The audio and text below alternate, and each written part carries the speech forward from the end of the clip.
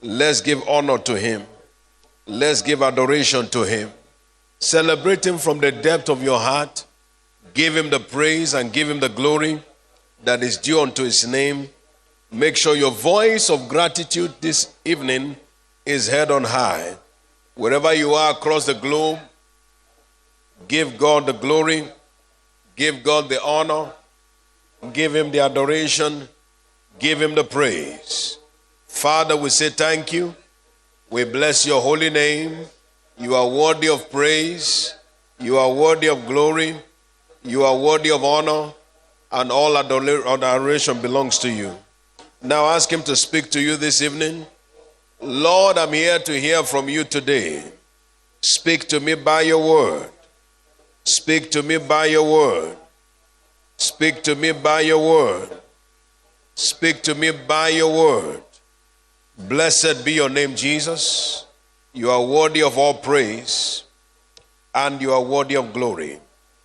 In Jesus' precious name we have prayed. Our Father, we thank you today for the privilege and blessing of being in your presence. We thank you for the answers you have given to all of our prayers. Every time we call you here and every time you hear you answer, and for it we give you all the glory. Accept our thanksgiving in the name of Jesus. And now, Lord, we're before your word, asking that you will speak to us in the next few moments. Let your word change us and let it transform us in the name of Jesus Christ.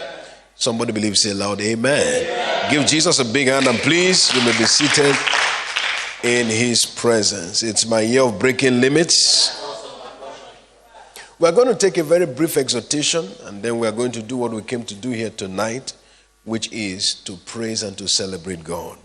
In Ecclesiastes chapter 12, we'll take verse 1 and then we'll look at what God has to say to us.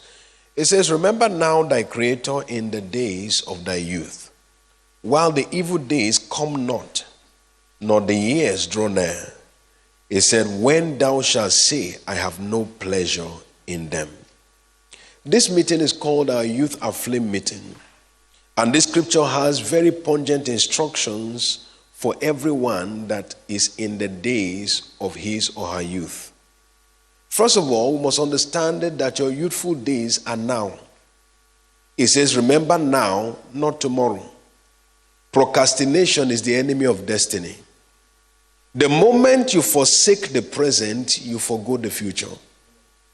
The moment you forsake the present, you forgo the future. 2 Corinthians 6 and verse 2, it says, now is the accepted time and now is the day of salvation. Somebody say now. God is the God of now.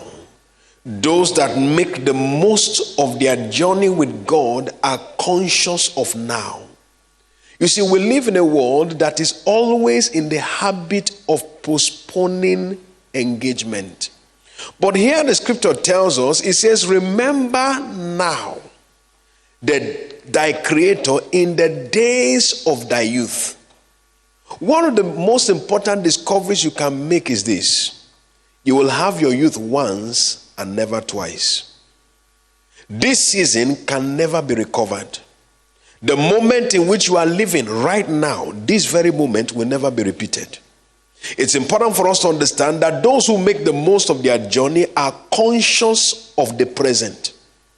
You see, there are people who live in the past. They are consumed by the past. They are held back by the past. They are tied down by the past. There are those who only live in the future. They continuously anticipate, but they never participate. And there are those who live in the present. Those who conquer the past do so in the present. And those who conquer the future secure it in the present. If you don't know what to do with the now, you have forgone what will come up next. It's so important for us to understand that the present is the key to making the most out of life and destiny. The scripture says, remember now. So what is it that must be done in the now to make the most of the future? And that's what this scripture is instructing us very clearly here. It says, first of all, remember now thy Creator in the days of thy youth. So here we are making this discovery from scriptures that God is about the present, and the present is to be consumed by him. If you are going to make the most of the future, you must consume your present with him. Those who are burning with passion for God will be shining with the glory of God. That's what becomes of them. If your heart is burning with passion for God, then it's a matter of time. You are going to find yourself shining with the glory of God. The Bible says in the book of Isaiah chapter 60 verse 1 to 3, arise, shine, for thy light is come. He said, and the glory of the Lord is risen upon thee. He said, because darkness will cover the earth and gross darkness the people. He said, but the Lord will arise upon thee, and his glory shall be seen upon thee. He said, the Gentiles will come to your light, and kings to the brightness of your rising. If you can be consumed with God in the present, then you will begin to shine with his glory in the future. It's so important for us to understand that the best investment of your youth is investment in God. Those who are planted in God in their youth will naturally reflect the glory of God in the future. It's so important for us to understand that. It's vital for you and I to ensure that our youthful days are consumed with God. What does that mean? It means keeping your eyes stayed on God. It means keeping yourself occupied with God. It means keeping yourself in the pursuit of God. Three things. Keeping your eyes stayed on God. Your focus on him at all times. Keeping yourself occupied with God. His agenda burning around your life at every point in time. And keeping yourself in pursuit of God. I love what David said in Psalm 27 and verse 8. He said, when thou saidest, seek thou my face, my heart said, thy face, O Lord, will I seek. That is a man in pursuit of God. A man chasing after God. This is what makes an individual to enjoy the fullness of what lies ahead. If you look at what the scripture said, it said, if you can be occupied with him, if you are conscious of him, if you are committed to him in the days of your youth, you can escape what others call the evil day. Please hear this. The evil day is a day that comes, but there are many who escape it. They escape it not because it didn't come. They escaped it because they have entered into a higher altitude. We are told about eagles, how that eagles, when they fly in the midst of a storm, the wind of the storm carries them above it. So what is beating others below is not touching them.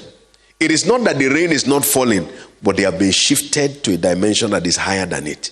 In the same vein, when a man is committed to God, evil days come, but that individual is above it. May you be above those evil days in the name of Jesus. Somebody believe it, say aloud, amen. So first of all, when we talk about remembering your Creator in the days of your youth, it has to do with what we have seen right now, which is being consumed by God. Ensuring that our days are consumed by God. Number two thing that this means is it means living in honor of God. Living in honor of God. The New Living Translation puts it this way. It said, don't let the excitement of youth cause you to forget your Creator. Honor him in your youth. When we talk about ensuring that we are, remembering our Creator in the days of our youth, we are talking about living in honor of him. And one of the things that we see that honors God is praise. The Bible says in Psalm 50 verse 23, it tells us there, it says, he that offereth praise glorifieth me. He's living in honor of me. His life is subjected to my honor. If you know how to honor God, you cannot lack the honor of God. It's so important for us to understand that. And you know why praise honors God is this. It takes a sense of abasing oneself to actually give God praise appropriately.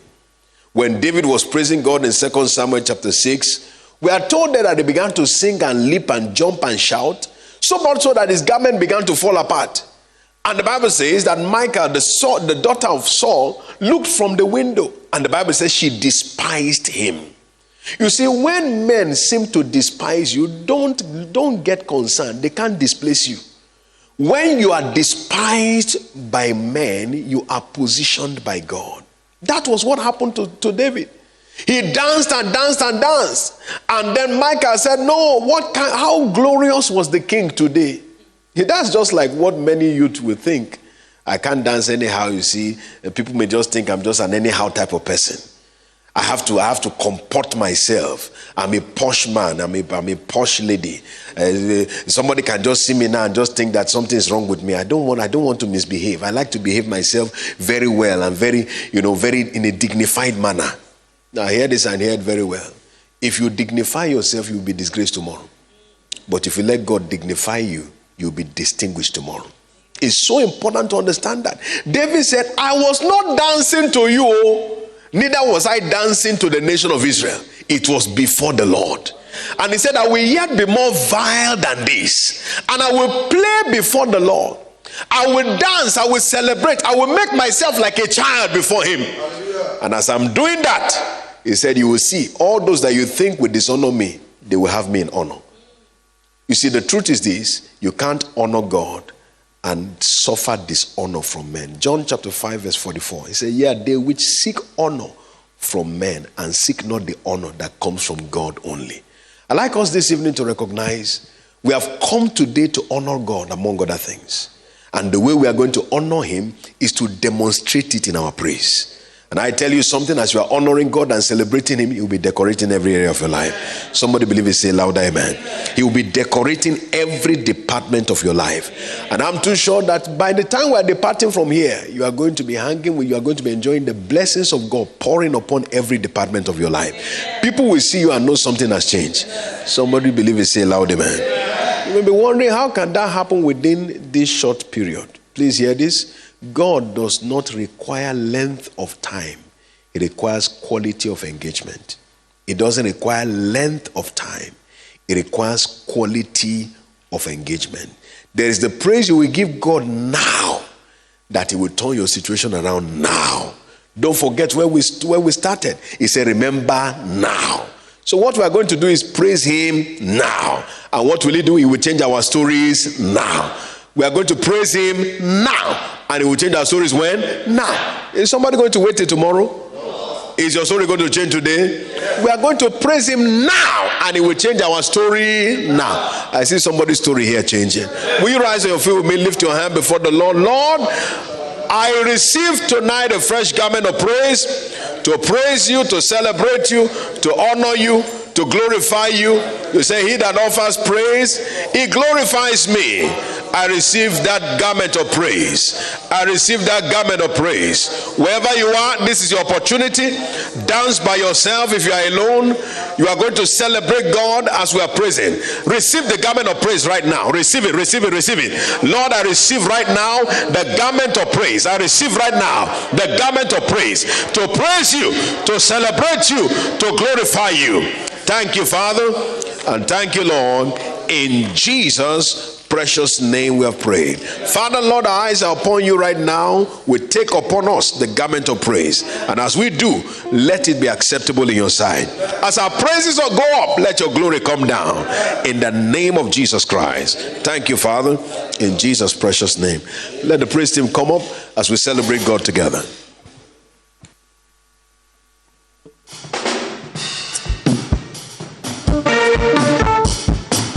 Somebody ready to praise God tonight? Hallelujah. Come and see what the Lord has done for me. He has taken away my sorrow, now I am free. Aha! I got no buru, hallelujah, buru. I got my bar, hallelujah, bara. Come and see what the Lord has done for me.